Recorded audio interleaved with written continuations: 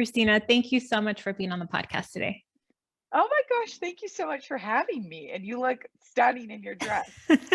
Thank you. I was so excited about it. I am in love with your brand and everything you do. So I am so excited about the interview today. Well, thank you. Thank you so much. It's such an honor to be able to talk to you. So thank you. I like to start every podcast by asking guests, as a kid, what did you want to be when you grew up?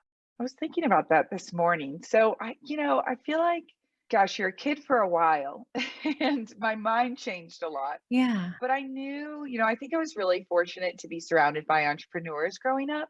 My mom had her own clothing business for a while. Oh, cool. Yeah. And then my dad had his own private equity business that he worked really hard on. And my brothers started their own things as well. So I think I always had these ideas of starting my own thing, Mm, but hmm but it evolved so much. I mean, and when I was a kid, gosh, I think I was just having too much fun at the time. But then as I got older, I actually, one of my majors in school was theater. And it really was never anything that I considered as a career. It honestly was a major that I thought would be neat. I just thought it honestly helped me get into school. So I really wanted to go to NYU. I thought the Tisch mm program was amazing, but I also thought their business program was amazing. And so anyway, I was a theater major. And with that, I think I started thinking more about production, kind of thinking more about the business side of mm things. And so for a while, oddly enough, I thought I wanted to get into television production. So that was kind of, mm. I feel like as you think about career as you get older, that was kind of the first real thought, And before that, in my journals, I found kind of that I would dream about different kind of lifestyle businesses and do little Mm. sketches of what it would actually look like. And yeah, it's kind of a bit of a dreamer. And how does that connect to what you do today? Yes, of course. So I founded Mi Golondrina in 2013. We work with artisans in Mexico and we collaborate with them to create mostly a luxury clothing line. We also do accessories, we also do children's clothing, but we've really been focused on women's clothing and had a lot of fun doing it. We sell online.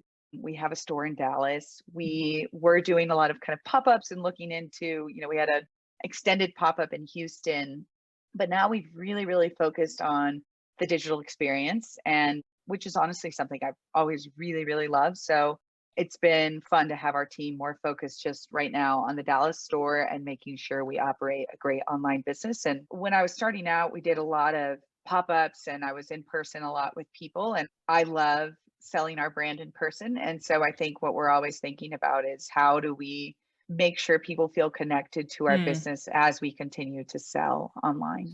But mm. anyway, sorry, long story short, as Mi Golondrina, I was inspired by my mother, heavily inspired. She's from northern Mexico and just loves Mexico and showed me such a beautiful culture. I was born and raised in Dallas, and I'm just so excited to work with artisans in Mexico and kind of be able to go back and forth. But I guess how does it connect from when I was little? Really, I think it goes back to just being a bit of a dreamer and having parents. I just feel very, very, very fortunate to have parents who believed in me and really told me I could do what I wanted. And because no matter what, it's always hard to take that first leap to start your own business. And I had a family who just believed that was always possible. Mm. And so I feel fortunate that growing up, I kind of just heard those words of encouragement, which is what I hope to do with our kids one day too. Hmm. That's beautiful. Well, I want to highlight one something I've observed from following you and I really appreciate is your love for the Mexican culture, your mom's heritage, your heritage, and being Mexican American too. It's just like something that just really appreciate really stands out for me. And That how makes me you, so happy to hear. I can't even tell you. It kind of makes me emotional. no, seriously, I think, I'm a first generation American. My parents are immigrants. My first language was Spanish. I didn't learn Hmm. English till I was in school. I Hmm. think trying That's to how my brother was. was he Yeah. it's like this transition of almost wanting to assimilate and adopt Right. all of the American traditions and culture, then still Hmm. feeling a lot of pride in Mexico. And I love my heritage. There's nothing that makes my heart swell more than like hearing a mariachi song.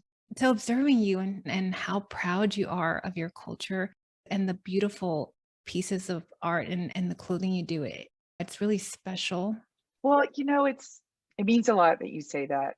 It is something that I think it's in all of us. And I think one thing is just it's so important to be proud of where you came from. And I think it's also just so important to share culture Hmm. and different cultures and just something that I've really thought, and I've told my husband time and time again, is that so when my daughter, Cristina Liliana, was born, all I could think about was that I wanted her to know the Mexico I had grown up with. Mm, And obviously being born in Dallas, I think I had like a little bit of anxiety about it. I was like, how mm, am I going to make sure that she really mm, knows Mexico the way my mom showed it to me? And, I'm sure you will say, well, through Mi Golondrina, of course, but I was thinking more like, how do I live over there? What do I mm, do? And so I had it set in my mind when she turns 4 months, I'm going to take her to Mexico with me. And as a new mom, I think as a second mom, I'm like, yeah, whatever. Um, but as a new mom, that was kind of a big deal. And I was just so set on it. And what was so neat, I think, about that trip was just her seeing a different culture and her mm, just being so close with the artisans we work with. I mean, these are women that I've worked with 7, 8 years. And mm. it's so important to me that it's kind of this shared family. And so yeah, so I hope that my children know the Mexico that and the way that my mom grew up showing me. Mm. And how did your mom grow up showing you? Was it by traveling a ton to Mexico, spending time with Yes, family? traveling was a big part of it. My grandfather had a ranch in the ranch is still there. So ranch in northern Mexico. Mhm, And we would go sometimes 3 weeks at a time. mm, And it's not an artisan culture at all. It's really more, I mean, he was in the cattle industry mhm, and awesome ranch, basically that didn't have electricity for the longest time. And we'd go out there, be friends with the cowboys, tell scary stories at night. I mean, so that honestly, just that being with their mm, families, I would make bread with the cowboys' families. I don't know. It mm, was just I have such good memories of that ranch. mm, And then we would go also on trips, more cultural trips. So my mom really wanted my dad to see different mm, parts of Mexico. So we went mm, to Chiapas, we went to Oaxaca, we went to mm, Aguascalientes, and kind of all the places that I'm now working with artisans. And mm, she has been collecting art from Mexico since she was 18 years old.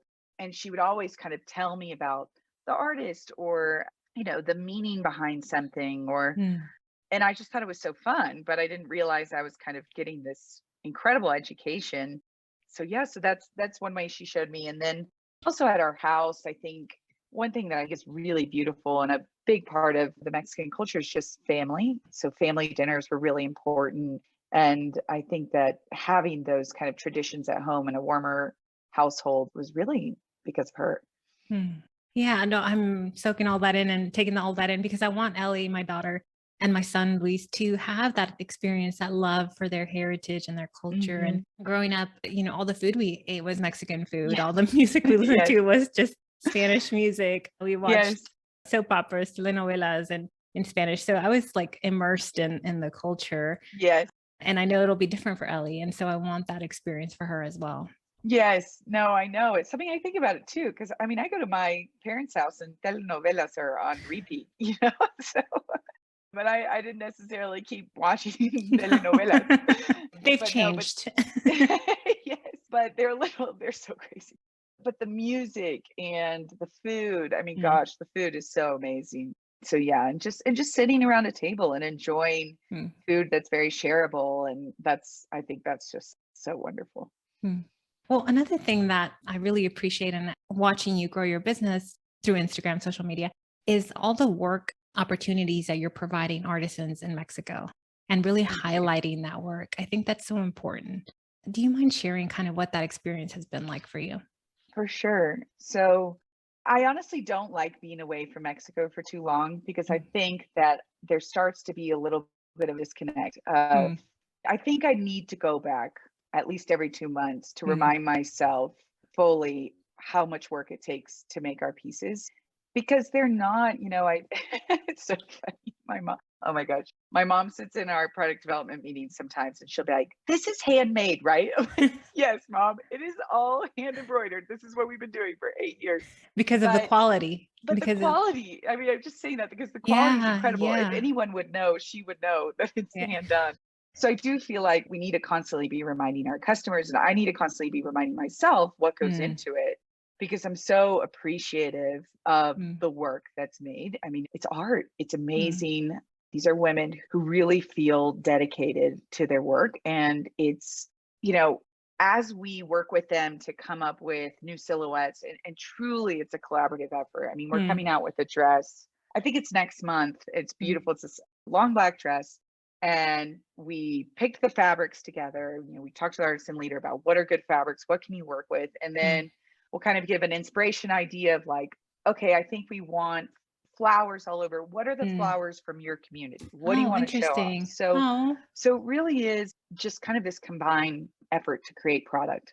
mm, But I think that, you know, the pandemic was because I went, my time is so messed up now that I have a month and a half old, but I believe when I went in March, I went to Chiapas and we work with an NGO and mm, we were speaking with some of the women there. And what I think is so neat is how much pride they take in their work and mm, how much, like, mm, obviously it's work, but it's also, I think that trip really was a reminder of like, this is brave and proud that they're doing this because mm. just as you're talking about being proud of Mexico and you want your daughter to be proud of Yeah. Mexico, same goes for these women in these Mm, communities. You know, you mm, so this one group we were working with in Chiapas, it was a really small group. It was like 6 women and 1 man, and the man kept helping that he was the nicest guy, kept kind of helping them not be shy. You know, he was oh, like, "Speak up," you know? And this woman really opened up and she was like, "At first, our community thought we were silly for doing traditional things. mm, And now I feel so empowered to mm, create, and I know that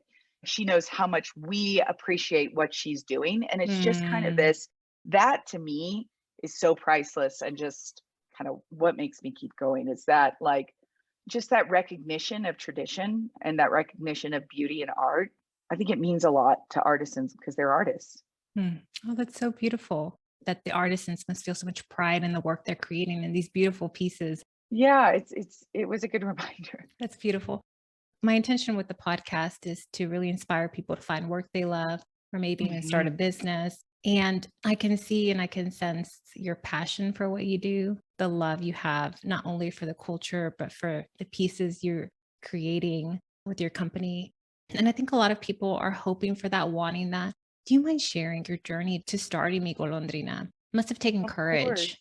Thank you. It takes a lot of support and it takes a lot of good friends, I think. Yeah, it does. But, you know, one thing that I think is that we all want passion. We all want Mm, to feel that every day, of course, because it's such a good driver and it's I think it's a great thing for all of us to feel. But I do feel like in a way passion is earned kind of.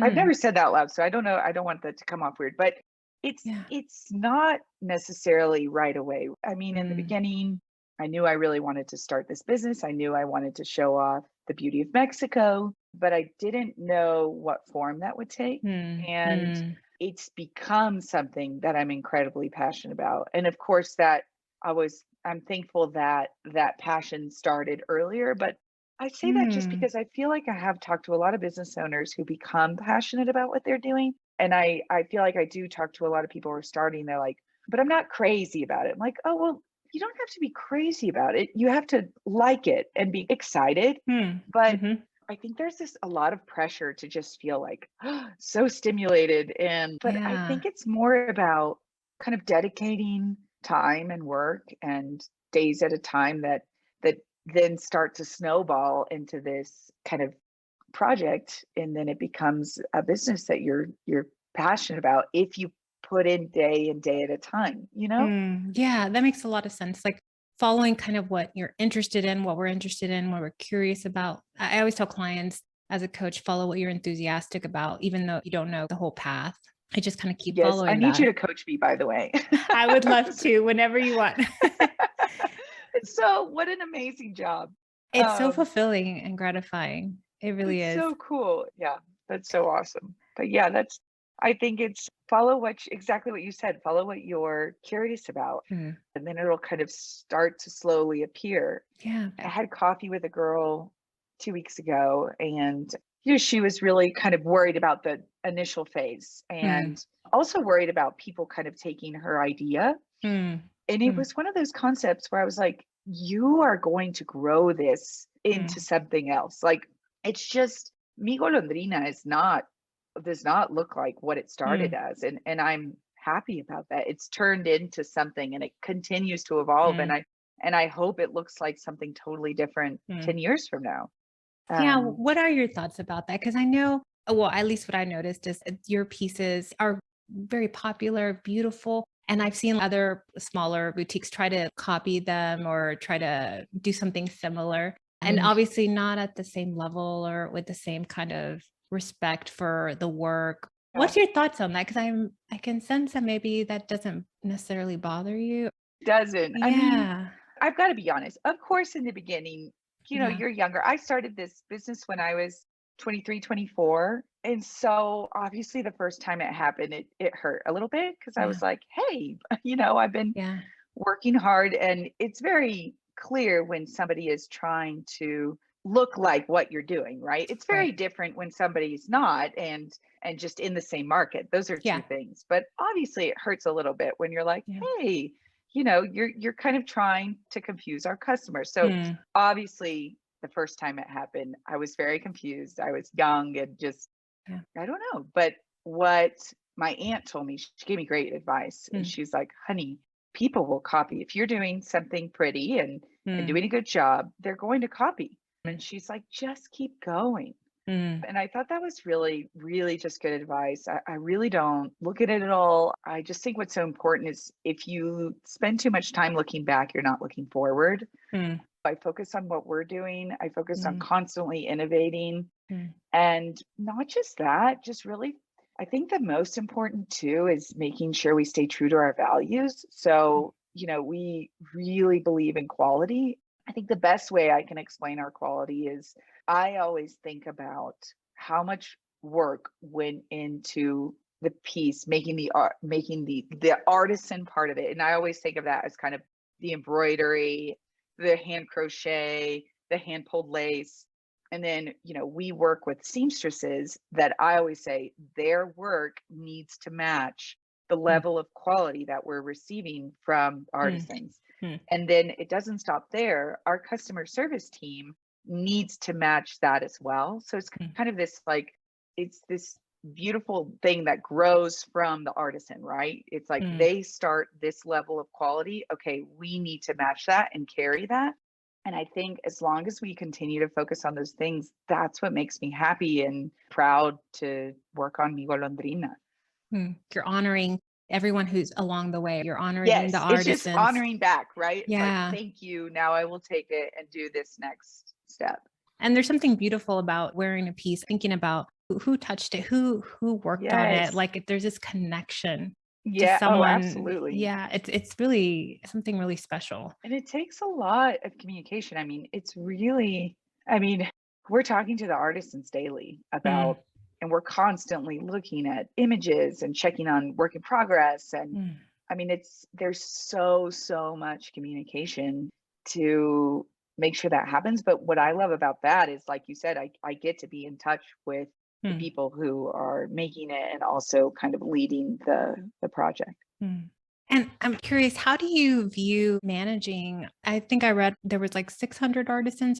I think it's around 600 artisans, and you probably think I'm crazy for saying that, but it changes a lot. Like, Yeah, so no, that makes sense. in Chiapas right now, we're about to double the size of our of one community, and so we're going to work with 90 more women, and Yeah. or you know, so But a lot of artisans, and how do you manage that? How do you make sure that you're staying in touch? That I mean, I imagine communication is so important, kind of like you mentioned. How do you do that? What do you do to kind of stay on top of that so that you make sure that the quality doesn't kind of go down or that people yeah, feel I mean, I isolated? for sure. The main thing is normally not about quality. It's normally about communication of like a color or, you know, like us all agreeing on a specific yellow or, and Mm. then be like, oh my gosh, that's a different, so but it's a lot of images and it's a lot of phone calls. And I actually do a lot of video phone calls. That's Mm, something that I've found to be really helpful, especially since I can't go over there. And you'd be surprised. I mean, obviously, we're working with lower income communities and they're super savvy. So, yeah, it's really neat. Yeah, I do think about the first time I started working with my artist in Oaxaca. I remember she had a laptop and she was like, I have this laptop, my brother gave it to me, and so we went through how to work it. And but even in these last 8 years, things have really changed. mm, yeah. There's so much more you can do with cell phones every day. There's great photo quality. so WhatsApp. so WhatsApp is what big. what I live on WhatsApp. I'm always in WhatsApp. It's so important to keep communicating, and I think I appreciate it and they appreciate it, and it's kind of this great relationship. Mm. Well, I know I think I've seen you mention on maybe on social media, but how do you keep growing? How do you keep yourself motivated or keep yourself from feeling isolated or feeling down? Are there books you Yeah, it's do? Or totally normal to feel down. right. Yeah, for sure. I think, I'm such an optimist. Our team will definitely say that Mm, about me. My brother and I have phone calls all the time. My brother's 4 years older than me, mm. Peter. He has his own website, A Simple Model, that teaches people how to build financial models. And Oh, cool. anyway, so we talk a lot about business. And there are obviously days where you're not as driven. Yeah. And I think that's when it's just really important to understand that if you decide to be dedicated to something, if there are days you're not driven, like, don't beat yourself up about Mm, it. It's okay. I mean, I just let that feeling be there and just keep going. I don't know. I think that that's just human, where we can't always be operating at this like yeah. high speed level. I do think one thing that really keeps me going, if I think about it, is the people I work with. We have Mm, the coolest team and they're also driven. And I think that we're constantly bouncing ideas off of each other. I was actually really sad to miss our team meeting yesterday. I'm on maternity leave, but I'm joining we have this great 9 a.m. Tuesday meeting. And what's so neat is the ideas that are passed around the table. It's mm, just like, and there are times where I'm not involved at all. I'm mm, just listening and taking it in. And I mean, Mi Golondrina really is the most collaborative mm. effort in Dallas, in Mexico, and then with people I'm sure we're working with in other places as well, but Yeah. mostly Dallas and Mexico. I think I say that just to say that even if you're getting started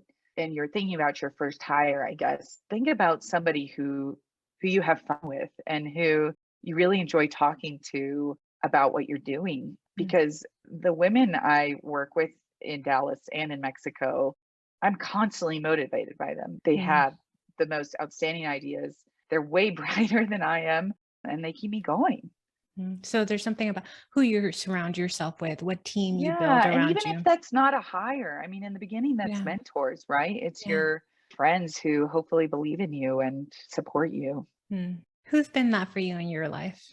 I know you've mentioned kind of like your family, your Too brother. many people. Yeah. Yeah. So you're I mean, constantly seeking that out. yeah, I seek it out. I know that a lot of people are nervous to do that. For some reason, Mm. I don't think I was as nervous to do that. Maybe in the beginning, coffees were intimidating, like when you're reaching out to business Yeah. professionals. For sure. I still get intimidated when I Do email you? with some. Oh, for sure. Are you kidding? I get so nervous. But I think that, yeah, for me, it was definitely my mom. I talk a lot about the CEO of Peacock Alley, Jason Needleman. Oh, yeah, I've heard you Um, mention. Yep. he's amazing. He's on our board of advisors. And Mm. not just that, I mean, we talk on the phone, we get coffee. He's super Mm. supportive. My brother, Peter, Mm. is really big. Karen Katz was on our board. She's amazing. Mm. She's the former CEO of Neiman's.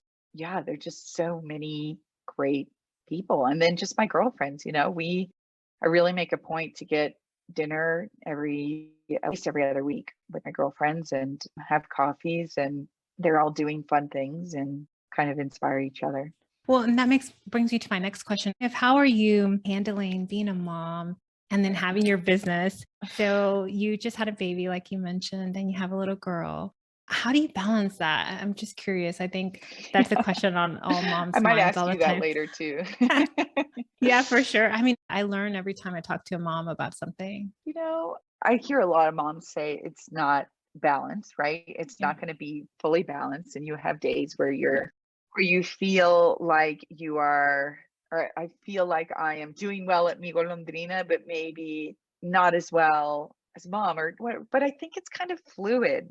I'm fortunate enough to have an awesome nanny who really Yeah. helps me. And Thank you for sharing that. so I think sometimes people don't talk about. yeah, I know. I don't Yeah. people don't give them enough credit. No, I have an awesome nanny. She is amazing. Really, I think of her as my partner. We're just like a great team. And so when I have to go to work, what's really neat is she can come with me, and I've been bringing my kids with me to the meetings, and they kind of go hang out with our quality control team. So I know that's not totally sustainable, but I say that to say it works for this phase right now. And, I'm going for like 2-hour meetings, and it's what works right now. And I think every month you have to kind of decide what makes sense. And there might be a few pain points along the way, right? As we kind of try to Mm, figure it out. But yeah, just kind of being okay with change, I think is good. I think it's not about balance, but I always started Mi Golondrina with the intention of also having a family. mm, So I think it's mm, always been top of mind that obviously when I started, I worked much longer hours. I remember uploading products on Shopify at like 10 o'clock at night and just mm. wanting to stay there because I was addicted because it was like a one of a kind piece and it would sell. And then I'd take another picture of myself and then I'd upload it. I mean, it was a joke. But I say that to say I have the intention though to one day get to working less Mm, hours. So I'm there right now. I'm not mm, working late at night. Obviously, if something comes up, I'm very involved. I was talking to some of our employees this morning at 7 a.m. There are mm. things you do, but at the same time, I'm very intentional about normally working pretty short hours. Like when I'm not on maternity leave, I'm in the office around 8:39 and then I Mhm. leave around 4:30 and I work from home a few days and yeah. Yeah. Well, I thank you for sharing that because I know I've coached clients who are moms and who own their own business, and they feel like they have to be on all the time, or Yeah. that if they don't respond to a message on their social media, like that night, that maybe their clients will stop hiring them or stop buying from Yeah. them. So I thank you for sharing that. People can look at your success and think, well, she must be working around the clock or something, you know? Yeah. And so it's No, nice we to have an hear that. incredible team. Yeah. Yeah. And so part of that is building that team and that support to support you and that you don't feel that pressure to, or maybe you do a little bit, but Yeah. And I do think like envisioning what you want. What do you mm, want your day to look like? I think mm, is really important. And social media is hard. It's really, I mean, because in 2012, when I started working on Mi Golondrina, Instagram really wasn't that mm, big yet. And yeah. I remember being like, should I do Instagram? I'm so glad I did. But I remember just even being intimidated with the first post. I still get so nervous when we post. Do you? I know I have to Oh, yeah. overthink it every time. Well, I mean, Devin, who's on our team, she posts for Yeah. the Mi Golondrina account, but I still get nervous talking to her about what we're going to post. And she'd be laughing right now if she heard that. But even with my, I started my Cristina Lynch personal account mostly to be able to talk to our customers more on a personal level, like Mm, just with the store being closed. We have customers that, gosh, like they're good friends. And so I just mm. want to talk to them about the product. And, even with the dress you're wearing, I had a lot of customers asking me which one was my favorite and why. And I love those conversations. I think they're so much fun. But I do think social media, for whatever reason, can feel like a lot, on Mm, top of email and calls and yeah. family and friends and, all those things. So I did take a little break.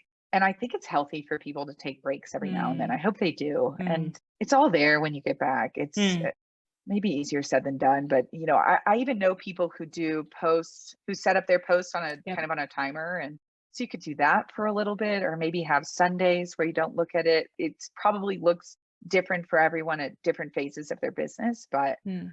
it So is you're good not to on find like me time. constantly checking the Instagram I mean, and right now I am. I've got to be honest. Right, like right yeah. now I am. I Yeah. really like it, and I'm enjoying it, Yeah. and I want to be connected, and I feel that. So I'm going with that, and it's important. But I also know that putting my phone away sometimes Mm, is healthy too. mm. Yeah, I love that. It's like you're going with kind of what feels right. Yeah, but that's a luxury right now. I think, I don't know if I would have felt that way year one. Maybe Yeah. year one, I would have said like, okay, Sundays, put my phone away. Like it's Yeah. okay, Yeah. So Yeah. I do think it changes all the time. That makes sense. So in your journey, you've had a lot of like pinch me moments. What was maybe one of the first ones or something that kind of told you that you were on the right path?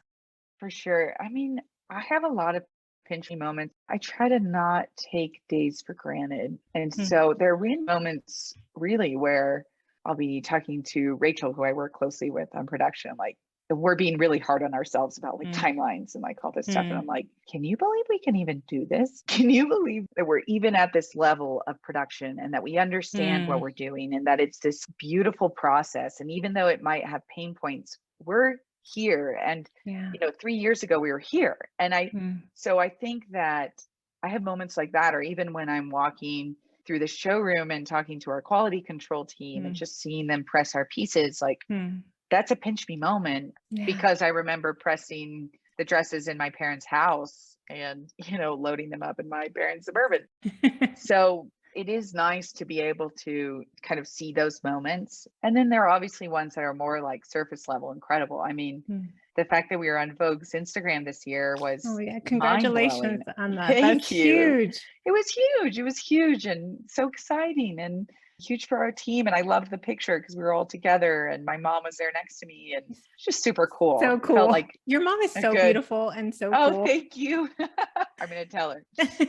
No, she's awesome. I was just talking to my brother, and we are like, everyone loves her. She's really great. But that was really big, and then I think one of the moments that was really awesome when you were talking about mariachi earlier is we really invested in our launch party when we started Mi Golondrina and had it at Peacock Alley's showroom, and I really had no idea what to expect. I was really nervous, and so many people came to the launch party and just were so kind and so supportive, Mm, and it didn't feel real because everybody was buying. I was like, oh gosh, are these my friends? Are these family friends? Like it didn't feel real. It didn't mm, register. And for a while it didn't. It's, there's still days where you're like, is this real? That party I remember was such a pinch me moment because we sold almost all the dresses. And granted, I think it was like 40 dresses, but still, that's a yeah, lot. yeah. Um, and was just so exciting to see people really appreciate the Mm, beauty of all the embroidery. It was neat. that's awesome. That's so awesome. And to get you to the point where you were like there, I see this with client conversations. I see it in my life where like getting to that point, even with a lot of support, it takes courage. It takes being brave to face like maybe no one shows up to the Yeah, event nobody could have showed up. Yep. or no one buys anything or Yep. it's almost like we have to be, Brene Brown talks about it all the time, being like vulnerable. Love her. Love Yeah. her. So glad you bring her up. It's so important to be vulnerable. It was Mm, especially important to be vulnerable during the pandemic. Like mm, you just go through, businesses went through hard things and it was just so important to be vulnerable with our team. But yeah, you have to be okay with things not going mm, okay. Not mm. everything is going to, I Go don't well. know. Yeah, yeah. Yeah, or just be okay with that. Just, I How don't do you know. think Don't see about it as that? I just Yeah. don't see it as a failure. I just Mm, see it as like, okay, let's keep going. I don't know. uh, Like if nobody had showed up, gosh, I probably just would have thought about why and then pivoted. how do you think that came about? So, because I know this is something I see in conversations and I'm actively working on all the time where I'm not looking at failure or rejection as like a bad thing to learn from mistakes or quote failure. I know Sarah Blakely talks about her dad would say, "What did you fail at today?" Yes, I love that. Love that. So that was part of her mentality growing up. How did you kind of like change your perspective on that? It's not normally like that. Like people, it's something we have to work on, I think, most of the time. Yeah, definitely. I don't think that I perceive it as failure a lot because I think there are so many challenges in life. I Mm, think we all experience them personally mm, in business, and it's just a part of life. It's what makes life beautiful, right? Like if mm, you don't have a hard time, mhm. then you're not going to have a good time. It's the two things. You have to struggle a little bit to be Yeah. able to appreciate, and I Mm, think that I love could be that. said for anything. So I kind of just see it as this fun roller coaster of life, and that Mm, some days may be a little more difficult, but it's really how you react to them that yeah. kind of helps you with tomorrow, I think. Yeah. Well, I love that earlier you mentioned that you're an optimist and that you like envisioned your day back when you started. I've had several people talk about that where like envisioning their day, their ideal day. And this is something I work with clients on too. What is your ideal day? Like the day that your Oh, ideal work day and what does that look like? Walk me through morning to the time you go to sleep. What Sure. what does your ideal day consist of now? Oh gosh, it's different now because just like right now, because I'm on Yeah. maternity leave, but Oh, yeah. I'm going to kind of mix it around a little Yeah. bit. So, exercise is really important to me. Mm, With kind of going through pregnancy, I really got into swimming. And what's neat about that workout is it's meditative mhm. too, in a way. So, Yeah. it's calming, but it's also a workout. And when you're pregnant, it keeps you from being swollen. So, all in all, was really, really good for me. And I'm excited to get back to it.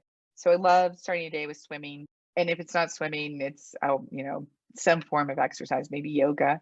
Mm. I really enjoy breakfast. And it's funny because my husband is not a big breakfast guy.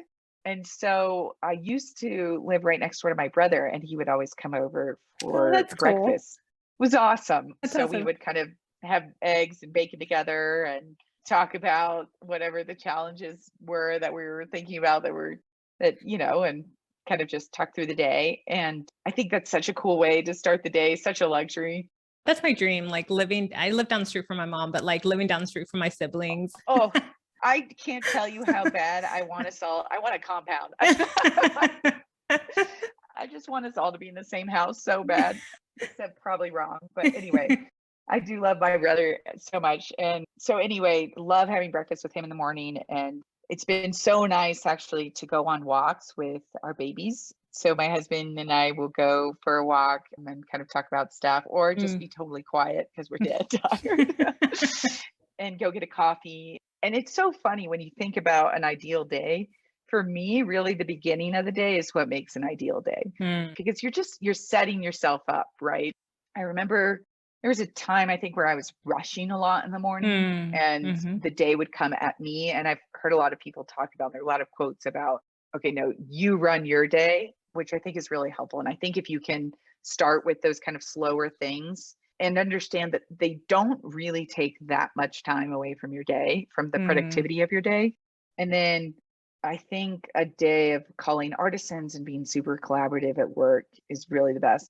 When I'm at work, I don't stop. I mean, I'm really in Mm. it. Like in this Um, flow state, yeah, people I'm in talk this about the flow. flow, and obviously we talk about things that are not work related as well, but I'm Yeah. very there. I Mm, like to be very there. And then, yeah, and then dinner with the family is always really nice. mm. And gosh, my husband and I go to bed really early these days. That's good to know too, because I think people think we have to, like, sometimes we have to stay up really late or something. Yes. And No, to there's no way I could do it. I used to. Gosh, I used to stay up so late. and becoming a But parent, it changes things because we'll be up regardless of what we do at night. Like, my daughter yes, is up. I'm gonna wake up to nurse anyway. So I need to get in bed early. That's awesome. Well, thank you so much for being so present and so open Oh, to thank you the so much. conversation.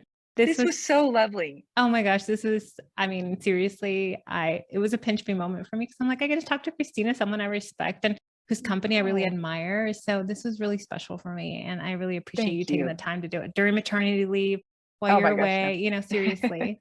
Well, thank you so much. How can people find you? How can people find your pieces? How can people follow along? Yes, so our Instagram is Mi Golondrina, and our website's migolondrina.com. Mhm. And then we have a store in Dallas. It's right next to Love Field Airport. We'd love for you to stop by. And then I also have a personal Instagram, Cristina Lynch. So say hello there as well. I'd love it. Mm. Thank you so much, Christina. Thank you. So nice talking to you.